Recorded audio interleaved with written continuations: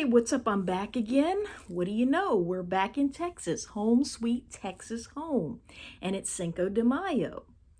And what I like to talk about in this video is a number of things. First of all, I'm glad that we finally got to stay in the new house. Very happy about the new house, very excited, looking forward to fixing it up.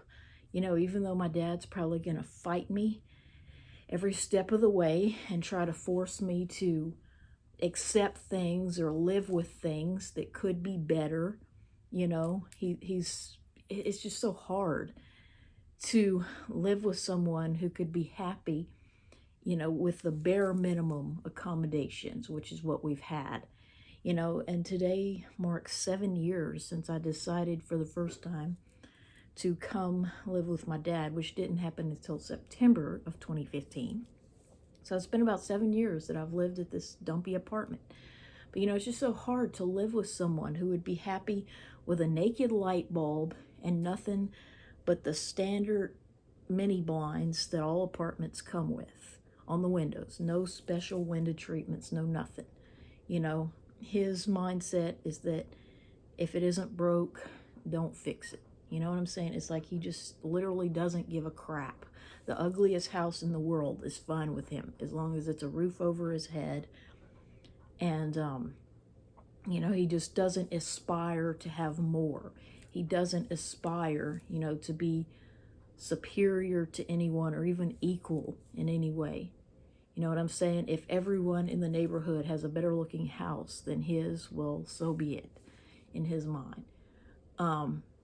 And it's just so hard to have to live with someone like that. And, that's one of the things I want to talk about in this video. I'm very upset about this overturning of Roe versus Wade. Very unhappy about that. But thankfully I don't have uterus, so it won't affect me directly.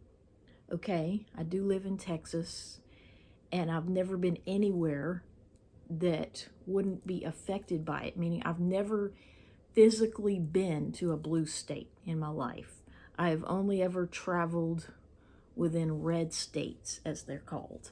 I can only color 3 states on the map, and the 2 that are not Texas are even redder than Texas.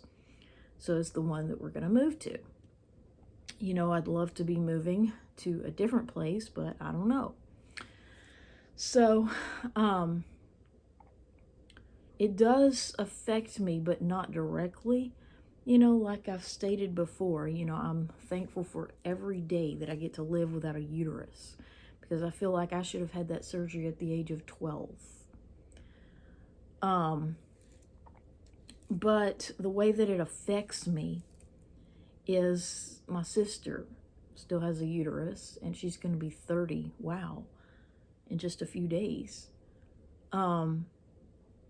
So basically, if she got pregnant, I would not want to be raising or helping to raise her child because she couldn't have an abortion. I'm not exactly sure whether or not she would want to, or, at this point, she has no intentions of getting pregnant.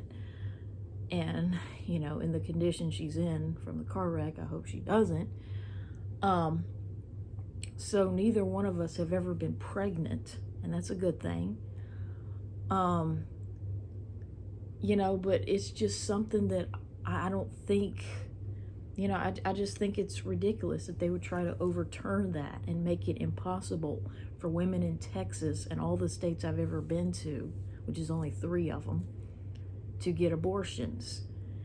And, it's just infuriating that they can legislate something like that. They can take away a woman's autonomy, by law, and it's just infuriating. It will not stop abortion, because I am of the mindset that if I would have gotten pregnant when I had my uterus, I would have stopped at nothing. Thankfully I never had to face that decision, being virginal and everything. But, I just would have never willingly carried a child to term, knowing that I felt like I should have been male or whatnot. And, the other connection that abortion has to my life is that I basically, it's a very complicated story, okay? But I would not exist were abortion illegal in the 80s, okay? It's hard to explain how that works. Basically, we were both planned, okay? My sister and I, we were planned pregnancies. But if abortion were not possible the year leading up to my conception, okay, there would be a different person instead of me in the family. And it all has to do, it wasn't like, I don't know, it was like I would be in serious trouble if my parents ever watched this video. But they were never going to tell me this. But before I existed, there was a child that they thought would have a birth defect. Okay, they just thought, didn't know for sure. But because they could not stand even the possibility of a child with a birth defect, they decided to start over, basically. And as a result, I was born. And that's why, you know, they've done everything in their power to hide what was wrong with both of us. You know, like my sister pooping in her panties. You know, it's the irony that she was supposed to be the most perfect one, so to speak. She was supposed to be the smart one. And that's why it's so infuriating when I go to her house and I see that the weeds are just overtaking her house all the way to the roof of the second floor. You know, it's a 2-story house, and there are just weeds and vines just taking over the house, and they're growing inside the house. It's like, oh my God.